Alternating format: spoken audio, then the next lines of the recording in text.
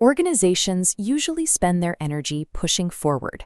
Management builds strategy, organizes teams, and leads the charge, activities designed to generate massive forward momentum. But executing plans without a return signal creates a highly vulnerable open-loop system. An organization operating this way is pouring resources and energy into the void, completely blind to the actual results. To close that loop, an organization requires the fourth management function, controlling. Management control operates at a systemic level, existing independently of the interpersonal friction found in micromanagement or behavioral enforcement. This diagram outlines the management cycle. Control is a cybernetic feedback mechanism. It connects actual output directly back to the intent established during planning. That return signal calibrates the next round of planning, providing data to adjust strategy and prevent repeating the same failures. True management control operates as a strict three-step algorithm.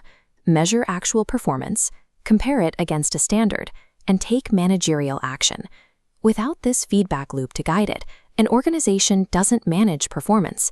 It relies entirely on pure momentum and guesswork. This diagram illustrates the control process, beginning right here with step 1, measuring actual performance. You cannot calibrate a system if you don't know what it's outputting. Accurate data acquisition is the absolute prerequisite for any intervention. Managers rely on 4 primary channels to capture this data: personal observations, statistical reports, oral reports, and written reports. This table breaks down the specific trade-offs for each method. Take personal observations. It provides first-hand, unfiltered knowledge of work activities, giving a manager rich context. But it is inherently subjective, making it highly vulnerable to personal bias. Statistical reports offer the exact inverse. They deliver mathematical precision and clearly visualize relationships, but they strip away subjective nuance, entirely ignoring the human factors behind the numbers. Because individual methods have blind spots, managers must aggregate these conflicting inputs.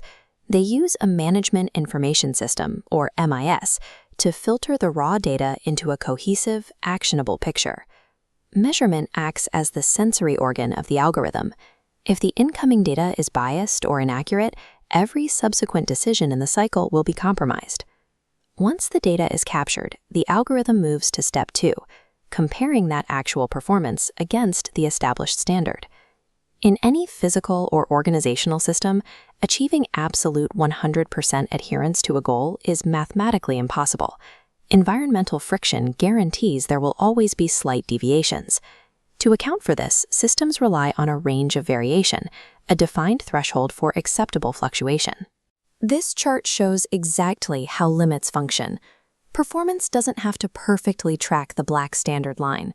As long as it remains within the red upper and lower limit bands, the variance is considered normal operational noise rather than a systemic anomaly. This table shows the July sales data for Green Earth gardening supply. We can use it as a real-world stress test for these thresholds. Notice the row for perennial flowers. The standard target was 630, and the actual output was 634. That is a variance of just 4 units over the goal. This minor deviation is statistically insignificant. It falls well within the acceptable range, meaning it requires absolutely zero managerial intervention. But look at the extremes in the data. Vegetable plants plummeted 162 units below target, and heirloom seeds surged 132 units over. These numbers violently breach the limit bands.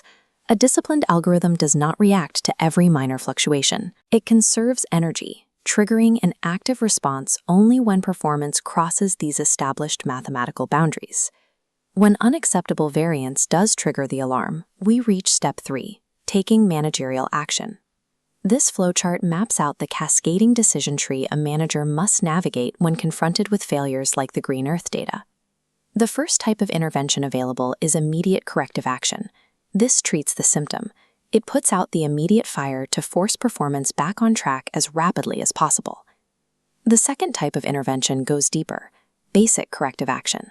It asks how and why the deviation occurred in the first place. Instead of just patching a leak, it investigates the source of the failure to fix the underlying structural issue.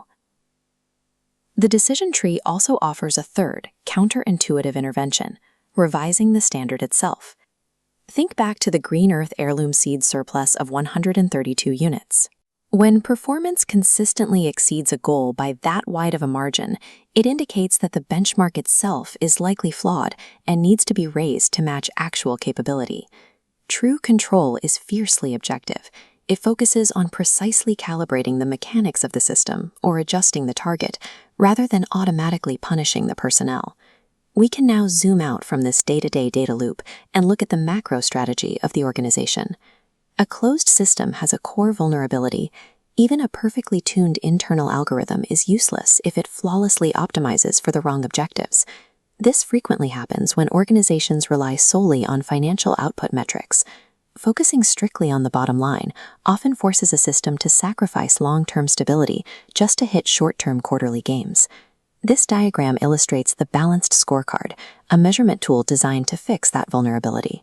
It forces managers to measure success across multiple, non-financial perspectives simultaneously. There is also a secondary threat. Internal standards can become detached and delusional over time if they aren't constantly checked against objective reality. The solution to this isolation is benchmarking. It serves as a reality check against external competition. Benchmarking searches for the highest standard of excellence in the market. It forces internal metrics to consistently realign with the best practices of the wider industry. This planning-controlling link transforms theoretical intentions into measurable, durable reality. By strictly measuring, comparing, and correcting, the control process serves as the indispensable engine of organizational effectiveness.